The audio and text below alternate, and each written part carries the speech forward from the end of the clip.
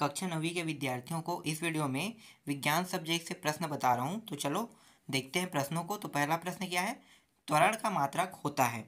त्वरण का मात्रक क्या होता है? तो त्वरण का जो मात्रक होता है वो होता है मीटर प्रति सेकेंड स्क्वायर होता है।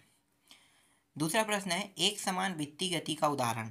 एक समान वृत्तीय गति का उदाहरण क्या हो सकता है? तो एक समान वृत्तीय गति का उदाहरण हो सकता है घड़ी की सुई या घड़ी का कांटा, आप बोल सकते हैं इसे। इसके अलावा और कई एग्जाम्पल है, जैसे कि सूर्य का चक्कर पृथ्वी लगाता है, तो ये भी एक समान वृत्तीय गति का ही उदाहरण है। ठीक है, तो इस तरह से आप बता सकते हो। तीसरा प्रश्न है, एक समान वेग से गतिशील वस्तु का त्वरण खाली स्थान होता है। तो त्वरण जो होता है वो शून्य होता है। अगर कोई एक समान वेग से गतिशील कर रहा है तो सब में क्या होगा, बराबर बराबर मात्रा में बढ़ जाएगा। ठीक है, इसलिए इसका त्वरण क्या रहेगा, शून्य रहेगा। मीटर प्रति सेकेंड मीटर प्रति सेकेंड खाली स्थान भौतिक राशि का मात्रक है। तो यहाँ पे आपको लेना है व्युत्पन्न लेना है। ठीक है, व्युत्पन्न भौतिक राशि का मात्रक है। पांचवा है, विस्थापन की दर को वस्तु का खाली स्थान कहते हैं। तो विस्थापन की दर को वस्तु का क्या कहते हैं? तो वस्तु का कहते हैं वेग कहते हैं। मंदन के कारण वस्तु के वेग में खाली स्थान होती है, तो परिवर्तन होती है, यहाँ पे परिवर्तन आ जाएगा। सातवां देखो, वस्तु द्वारा तय किए गए मार्ग की लंबाई को खाली स्थान कहते हैं, तो दूरी कहते हैं। ठीक है, यहाँ पे क्या आ जाएगा, लंबाई को दूरी कहते हैं।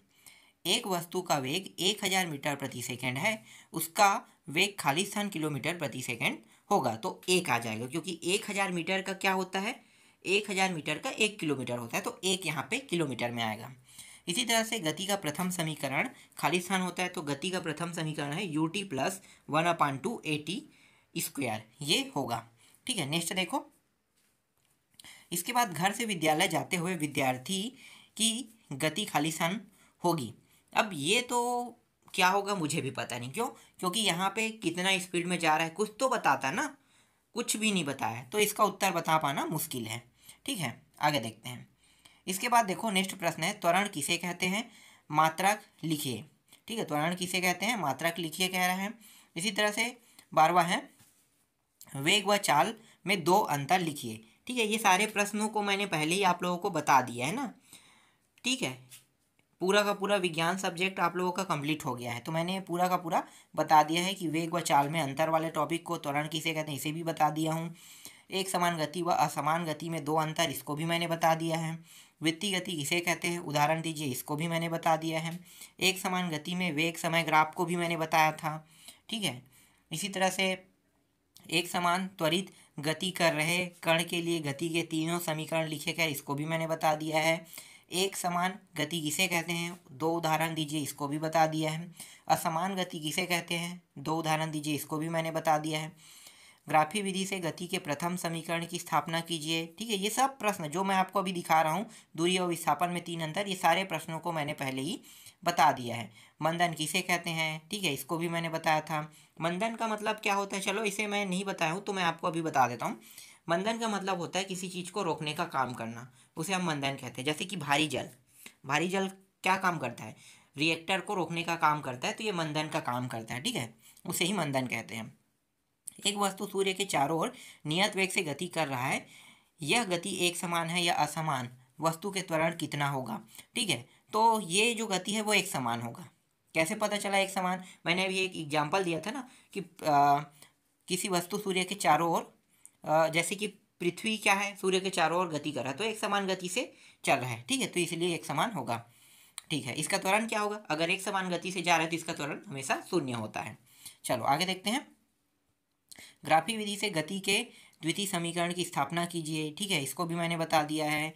इसकी तरह से 24वां प्रश्न देखो, सिद्ध कीजिए कि एक समान त्वरित गति कर रहे कण का त्वरण वेग समय ग्राफ व समय अक्ष के बीच घिरे क्षेत्रफल के बराबर होता है। ठीक है, इसके बाद यहाँ पे ये अंतिम प्रश्न है इसका, एक समान त्वरित गति का वेग समय ग्राफ, एक समान त्वरित गति का त्वरण समय ग्राफ बनाइए कह रहा है। ठीक है, आगे देखते हैं। इसके बाद इसके बाद आ जाते हैं बल एवं गति के नियम में आते हैं 5वां अध्याय में। ठीक है, 5वां अध्याय में देखो यहाँ पे उचित संबंध जोड़िए कह रहा है। बल का मात्रक क्या होता है? तो बल का मात्रक होता है kg/m सेकेंड स्क्वायर। ठीक है, ये लेना है आपको, तीसरे वाले में है वही वाला। ठीक है, जड़त्व, जड़त्व क्या होता है? गति के प्रथम नियम को जड़त्व का नियम कहते हैं। संवेग का मात्रक क्या होता है? kg/m प्रति सेकेंड होगा। राकेट नोदन, राकेट नोदन जो है वो संवेग संरक्षण के नियम पर काम करता है। बल, बल क्या है? बल एक सदिश राशि है। चलो आगे देखते हैं हम। इसके बाद देखो, रिक्त स्थानों की पूर्ति कीजिए। वस्तु के वेग में परिवर्तन खाली स्थान के कारण होता है। तो वस्तु के वेग में परिवर्तन किस कारण होता है? तो वस्तु के वेग में परिवर्तन जो होता है वो होता है जड़त्व के कारण होता है। तो यहाँ पे जड़त्व आ जाएगा। ठीक है, यदि वस्तु पर बाह्य बल न लगे तो वस्तु का खाली स्थान संरक्षित रहता है। तो क्या संरक्षित रहता है भाई? गत्यावस्था या विरामावस्था संरक्षित रहता है, क्योंकि यहाँ पे नहीं बताया है कि गत्यावस्था में है या विरामावस्था में, या आप कह सकते हैं जड़त्व। ठीक है, जड़त्व भी बोल सकते हैं, यहाँ पे इसका उत्तर जड़त्व भी आ सकता है, या गत्यावस्था या विरामावस्था, इसका ये भी यहाँ पे इसका आंसर बन सकता है। ठीक है, चलो आगे देखते हैं। वस्तु का जड़त्व खाली स्थान पर निर्भर करता है। तो वस्तु का जो जड़त्व है वो द्रव्यमान पर निर्भर करता है। नेक्स्ट प्रश्न है, गति का प्रथम नियम खाली स्थान के मूल अवधारणा की व्युत्पत्ति का नियम है। तो इसका उत्तर भी बता पाना थोड़ा सा दिक्कत है, क्योंकि गति के नियम जड़त्व के नियम पर आधारित है। तो जड़त्व का नियम भी हो सकता है। ठीक है, क्योंकि इसके मूल अवधारणा क्या है? जड़त्व का नियम ही है ना। ठीक है, आगे देखते हैं। न्यूटन के गति के द्वितीय नियम का गणितीय सूत्र बताइए। ठीक है, तो गणितीय सूत्र F = ma ये होगा। बंदूक चलाने पर व्यक्ति को पीछे की ओर धक्का क्यों लगता है? क्यों लगता है भाई? इसका उत्तर मैंने बताया था। जब बंदूक चलाते हैं तो जब गोली दागते हैं तो पीछे की ओर झटका देता है ना, इसलिए पीछे की ओर क्या होता है? धक्का लग जाता है। आगे जब किसी भी में फोर्स लगाओगे, बल लगाओगे, तो पीछे की ओर धक्का जाएगा ही। ठीक है, ये सेम टू सेम बस चलाते समय पीछे की धक्का लगने वाला ही टॉपिक है ये। ठीक है, चलो आगे देखते हैं। संवेग किसे कहते हैं? मात्रक व सूत्र लिखिए, इसको भी मैंने बताया था। क्रिकेट खिलाड़ी तेजी से आती गेंद को कैच करते समय अपना हाथ पीछे की ओर ले जाता है, क्योंकि हाथ में चोट ना लगे इसलिए। सीधा से एक शब्द में उत्तर आप बता सकते हैं। संवेग संरक्षण का नियम लिखिए, उदाहरण से ही समझाइए। मैंने बता दिया इसको। इसके बाद है गति के प्रथम नियम का कथन लिखिए। तो गति के प्रथम नियम क्या है? जड़त्व के नियम। जड़त्व के नियम के बारे में आपको पता होगा। ठीक है, जो वस्तु विरामावस्था में, वो तब तक विरामावस्था में रहेगा जब तक को उसको रोकने के लिए कोई बाह्य बल न लगाया जाए। यही तो है ना गति के प्रथम नियम या जड़त्व का नियम। चलो आगे देखते हैं। इसके बाद देखो एक प्रश्न है, 10 kg की एक वस्तु पर बल लगाने से 5 मीटर प्रति सेकेंड स्क्वायर का त्वरण उत्पन्न होता है। आरोपित बल की गणना कीजिए। शायद मैंने इसको बताया था। ठीक है, ये सब मिल जाएगा, जितना प्रश्न मैं आपको बता रहा हूँ ये सारे प्रश्न आपके कुंजी गाइड जिसमें भी ढूंढोगे मिल जाएगा। गति का तृतीय नियम उदाहरण देकर समझाइए। राकेट की गति किस सिद्धांत पर आधारित है? संबंधित नियम का कथन कीजिए।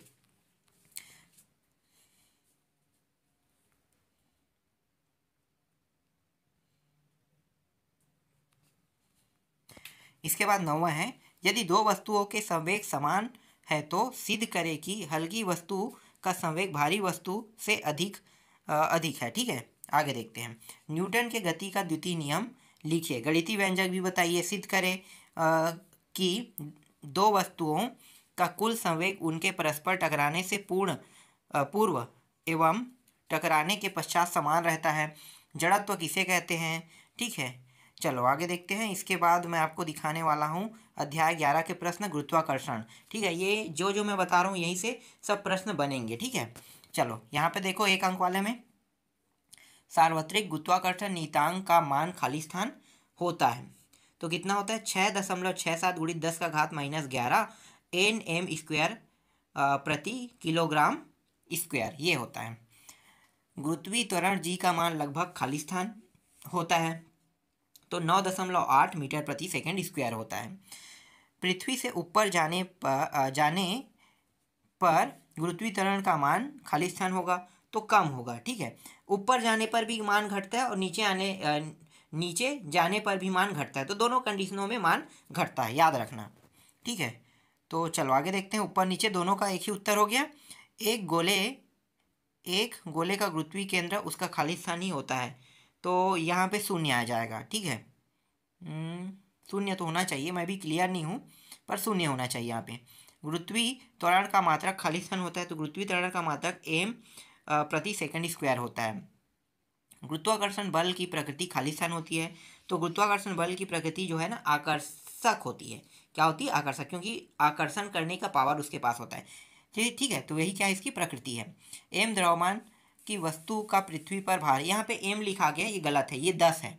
ठीक है, 10 द्रव्यमान की वस्तु का पृथ्वी पर भार 100 न्यूटन होता है। इस तरह से आप बता सकते हो। ठीक है, किसी वस्तु के गुरुत्वीय केंद्र की संख्या खाली स्थान होती है, तो कितनी संख्या होती है ये भी नहीं बताया जा सकता जब तक कि कोई अंक ना दिया जाए। ठीक है, आगे देखते हैं। चंद्रमा में गुरुत्वीय त्वरण का मान पृथ्वी की तुलना में खाली स्थान गुना होता है, तो 1/6 गुना होता है। चलो आगे देखते हैं। इसके बाद द्रव्यमान व भार में 2 अंतर लिखिए कह रहा है। चंद्रमा व पृथ्वी की सतह पर एम द्रव्यमान की वस्तु के भार की तुलना कीजिए। पीसा की झुकी मीनार क्यों गिरती नहीं है? ठीक है, मैंने बताया था ये सारे प्रश्न। पीसा की मीनार के बारे में मुझे कुछ और जानकारी पता है, क्योंकि वो सेंटर बिंदु के आधार पर, मतलब जो केंद्र बिंदु है ना वो ज़मीन पर है, इसीलिए वो मीनार झुका है, उसके बाद भी वो गिरता नहीं है। आगे देखो, जी व जी में 2 अंतर लिखे। देखो दोनों जी का अंतर है, एक है गुरुत्वीय त्वरण होता है और एक का मतलब गुरुत्वाकर्षण होता है। ठीक है, तो दोनों अलग अलग हैं। इसे सार्वत्रिक गुरुत्वाकर्षण नियम की खोज किसने की? उक्त नियम की कथन कीजिए। गुरुत्वीय केंद्र किसे कहते हैं? क्या एक वस्तु का भार पृथ्वी व चंद्रमा में एक समान हो सकता है? कारण सहित उत्तर दीजिए कह रहा है। इसके बाद इसी तरह से एक और प्रश्न है, यहाँ पे देखो। एक गेंद ऊर्ध्वाधर तल में गति करता हुआ धरातल की ओर गिर रहा है। गेंद के लिए गति के तीनों समीकरण लिखिए कह रहा है। ठीक है, पहला, दूसरा, तीसरा, तीनों समीकरण को लिखना है। गुरुत्वीय त्वरण किसे कहते हैं? मात्रक लिखिए। इसी तरह से गुरुत्वीय त्वरण जी हेतु व्यंजक प्राप्त कीजिए कह रहा है। इसके बाद नेक्स्ट प्रश्न है, अलग अलग द्रव्यमान की सभी वस्तुएं एक साथ पृथ्वी पर पहुंचती है, क्यों? तार्किक उत्तर लिखिए। 2 वस्तुओं के बीच लगने वाले गुरुत्वाकर्षण बल का मान क्या होगा यदि वस्तुओं के बीच की दूरी 3 गुना कर दिया जाए? फिर सार्वत्रिक गुरुत्वाकर्षण नियम लिखिए व सिद्ध कीजिए। एम द्रव्यमान की वस्तु पृथ्वी की सतह पर स्थित है, गुरुत्वीय त्वरण हेतु व्यंजक प्राप्त कीजिए कह रहा है। ठीक है, तो इस तरह से इतने सारे प्रश्न मैं अभी आपको इस वीडियो में बता रहा हूँ, और प्रश्न हैं जिसको मैं आपको धीरे धीरे बताते जाऊँगा। ये सारे प्रश्न आपको आसानी से मिल जाएगा आपके कुंजी या गाइड में। ठीक है, जो नहीं मिलेगा उसको भी मैंने बता दिया है। ठीक है, जो इसका उत्तर नहीं मिलेगा उसका उत्तर मैंने बता दिया है, तो आपको इसमें घबराने की ज़रूरत नहीं, आपका नंबर भी बहुत अच्छा आएगा।